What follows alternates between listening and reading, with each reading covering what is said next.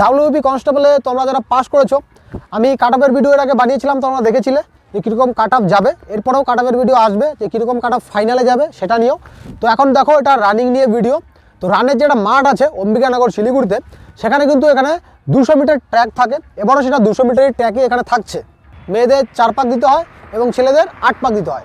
আমরা এর আগে যে রিক্রুটমেন্টটা ছিল সেই রিক্রুটমেন্টটা আমরা সেখানে রানিং করেছিলাম এবং সেই রানে কিন্তু আমাদের যে গ্রুপটা ছিল সেই গ্রুপে আমি কিন্তু ফার্স্ট হয়েছিলাম। 5 মিনিট 47 সেকেন্ডে আমি সেখানে রানটা ক্লিয়ার করেছিলাম।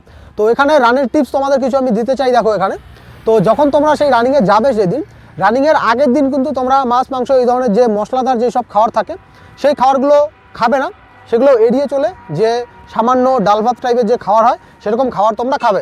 তাহলে সেদিন কিন্তু তোমাদের রানটা ভালো হবে এবং শরীরটা ভালো থাকবে। আর যদি তোমরা মশলাদার কিছু খাবার খেয়ে নাও, পেটের যদি কিছু অসুবিধা হয়ে যায়, তাহলে রানিং করতে কিন্তু তোমাদের খুব অসুবিধা হবে। এটা হয়ে গেল সেদিনকার রানিং টিপস। আর এখন বর্তমানে তোমাদের যদি অসুবিধা হচ্ছে যে কারো এখনও টাইমিংয়ের মধ্যে আসছে না, কারো 7 মিনিটের উপরে টাইম লাগছে, কারো আরেকটু বেশি লাগছে, তোমরা টাইমিং এখানে কীভাবে কমাবে দেখো।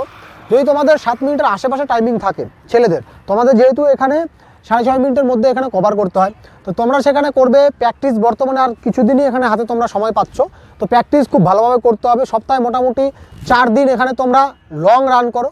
লং রান বলতে 5 কিলোমিটার 7 কিলোমিটার এরকম তোমরা লং ডিস্টেন্স টানো, ধীরে ধীরে অ্যাভারেজ স্পিডে এভাবে তোমরা টানো। তারপরে এক্সারসাইজ যেগুলো থাকে, স্ট্রেচিং এক্সারসাইজ, বডি যে ওয়েট কমানোর এক্সারসাইজ, এইসব এক্সারসাইজ তোমরা করো। লেগ এক্সারসাইজ যেগুলো থাকে, লেগের পাওয়ার বাড়ানোর জন্য, বডি পাওয়ার বাড়ানোর জন্য পুশ আপ যেগুলো থাকে, এগুলো এক্সারসাইজ তোমরা করবে এই 4-5 দিন। রানিং করার পরে, খুব বেশি রানিং করার পরে তারপরে এইভাবে খুব এক্সারসাইজ করবে। এক্সারসাইজ করার পরে এখানে যেই বাকি 2-3 দিন থাকবে, সেই 2-3 দিনে তোমরা কি করবে, শর্ট রান দেবে।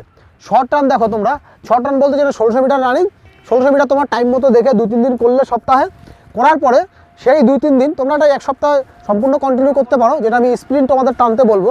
আমি বলবো যে যাদের রান এখানে টাইম মতো চলে আসছে, তারা সপ্তাহে 2 থেকে 3 দিন স্প্রিন্ট টানো। মানে 200 মিটার যে ট্র্যাক তোমরা বাড়িতে বানিয়েছো, সেই 200 মিটার যে ট্র্যাক আছে, সেই 200 মিটার ট্র্যাকের মধ্যে 1600 মিটার রানিং করার পরে 15 মিনিট 20 মিনিট আধা ঘন্টা এক্সারসাইজ করার পরে তার শরীর যখন রিল্যাক্স হবে, তখন 200 মিটার খুব স্পিডে এখানে তোমরা দৌড়ো।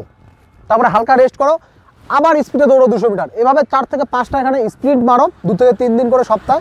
যাদের রান এখানে 7 মিনিটের নিচে আসে বা 7.5 মিনিটের আশেপাশে, তারা এভাবে করো। আর যাদের রান 7 মিনিটের উপরে আছে, তারা প্রত্যেক দিন এখানে রানিং করার পরে রানিংটাকে ভাগ করে নেওয়া প্রথমে, যে ওই লং টানবো 3-4 দিন এবং 2-3 দিন যেটা শর্ট টানবো টাইমিং দেখে। এভাবে ভাগ করার পরে প্রত্যেক দিন তোমরা এখানে স্প্রিন্ট টানো। রানিংয়ের পরে এক্সারসাইজ করবে, তারপরে তোমরা এখানে স্প্রিন্ট টানো 4 বার 5 বার 6 বার এখানে 200 মিটার করে স্প্রিন্ট টেনে দেখো যে তোমাদের যে দম আছে শরীরের মধ্যে এবং পায়ের যে মাংসপেশিগুলো আছে সেগুলো খুব ভালো হবে এবং সেগুলো খুব স্ট্রং হবে। তারপরে তোমরা দেখবে কিছুদিন পরে যে তোমাদের টাইমিংটা আছে সেটা অনেকটা কমে যাবে।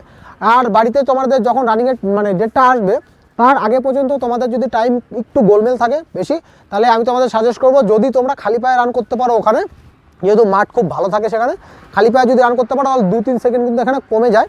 আর এটা ভুল করো না যে এখানে বাড়িতে তোমরা প্রত্যেক দিন তোমরা রান করেছো শু পরে আর ওখানে গিয়ে খালি পায়ে রান করবে, এরকম না। বাড়িতেও 2 দিন খালি পায়ে অভ্যাস করবে।